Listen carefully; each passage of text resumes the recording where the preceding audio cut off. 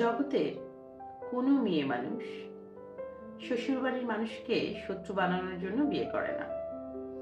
বিয়ের প্রথম অবস্থাতে সে মেন্টালি সেট আপ নিয়েই আসে এই পরিবারটাকে তাকে আপন করতে হবে। তার ভালোবাসা, তার কেয়ার, তার যত্ন, তার শ্রদ্ধা সবকিছু দিয়ে পরিবারের লোকদের মন জয় করতে হবে। কিন্তু বিয়ের 2, 4, 5 বছর পর হঠাৎ করে মেয়েটা যখন অস্বাভাবিক আচরণ করছে, তখন বুঝে নিতে হবে এই যে মেয়েটা প্রথম এসেছিল এই বাড়িতে, তখন তার যে আচরণটা ছিল এটা তার পারিবারিক শিক্ষা, কিন্তু এখন যে আচরণ করছে এটা শ্বশুর বাড়ির পারিবারিক শিক্ষা, যেটা সে 2, 3, 4, 6, 10 বছরে শিখে ফেলেছে এবং সেটা সে এখন ডেলিভারি দিচ্ছে।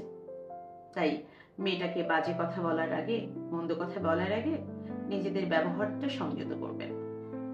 মনে রাখবেন, একটা মেয়ে তার সারা জীবনের চেনা সবকিছু, পড়ার টেবিল, চেনা বিছানা, চেনা ওয়াশরুম, চেনা মানুষ, সবকিছু ছেড়ে আপনার বাড়িতে আসে আপনাদের আপন করার জন্য।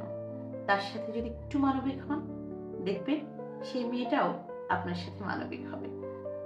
তাই অন্যের মেয়েকে দোষারোপ করার আগে নিজের কি দোষ আছে, কি ভুল আছে, সেগুলো দেখবেন, উত্তর পেয়ে যাবেন। ভালো থাকবেন।